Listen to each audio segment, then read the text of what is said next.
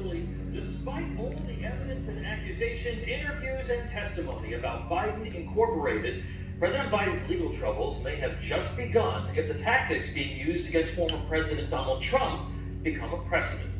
The Biden Department of Justice has now levied more than 40 felony charges against the former president for, in layman's terms, obstruction of justice, conspiracy to defraud the United States, depriving Americans of their rights, and improperly possessing classified material. Now, a younger, more modern Joe Biden might have had the guts to tell his party that going after Mr. Trump with frivolous prosecutions could lead to a breakdown of the entire legal system and sap the public's confidence in impartial justice.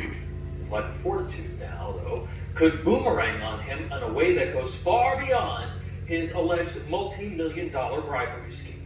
You see, if we follow Jack Smith's logic here, after Biden leaves office, he could potentially be indicted for conspiracy to defraud the United States through dishonesty and fraud, intentionally impeding lawful government functions, and violating American civil rights through deceit and intimidation, all things levied against Mr. Trump.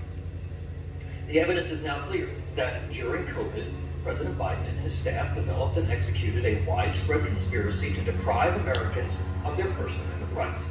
The Twitter files, whistleblowers from the FBI, and testimony from big tech executives demonstrate probable cause that the president illegally suppressed the speech of Americans wishing to express their views about public health mandates. The scheme was established to demonize the unvaccinated population, which surveys showed was largely comprised of the president's political opponents. It coerced doctors to comply with regulations that were against their conscience and deprived Americans of other civil liberties. The president and his advisors made a number of demonstrably and scientifically proven false claims to advance this conspiracy. He knowingly used the apparatus of government to advance the scheme, intentionally misleading the American people and illegally suppressing dissent for political gain.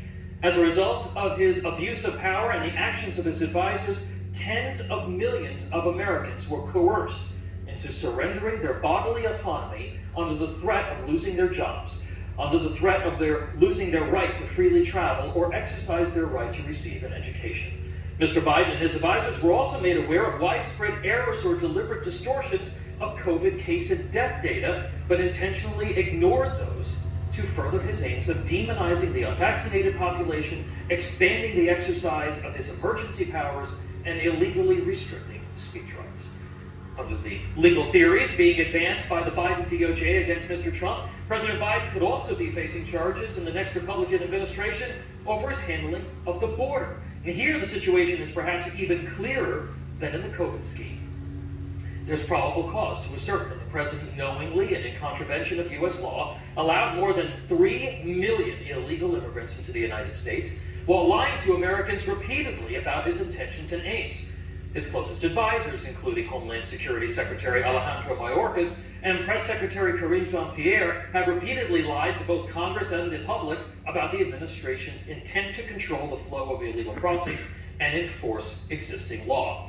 The results of this widespread coordinated effort to deceive the population and ignore the laws of the United States have been devastating. Americans have been deprived of their property and security rights. Tens of thousands of lives have been lost as a result of the administration's deliberate efforts to ignore the law. Then, of course, there's the alleged obstruction of and interference with the Hunter Biden investigation and prosecution in an effort to cover up the president's financial and ethics crimes. Providing immunity and forcing testimony under oath could likely provide enough evidence to indict Mr. Biden for that as well.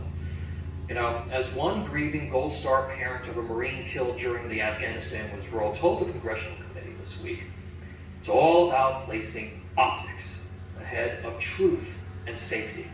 Quote, "These kids, they were killed for that photo op. That was it," he said. Jack Smith's reading of federal statutes make these prosecutable offenses now. Of course, it'll take a degree of political maturity uncommon in Washington today to help restore the justice system by focusing really on Mr. Biden's alleged bribery and pay-to-play and ethics violations, rather than revenge for nonsensical Trump prosecutions. But those who take the high road in Washington are seldom bothered by heavy traffic. So, brace yourselves, folks. A slew of Biden indictments, they could be coming.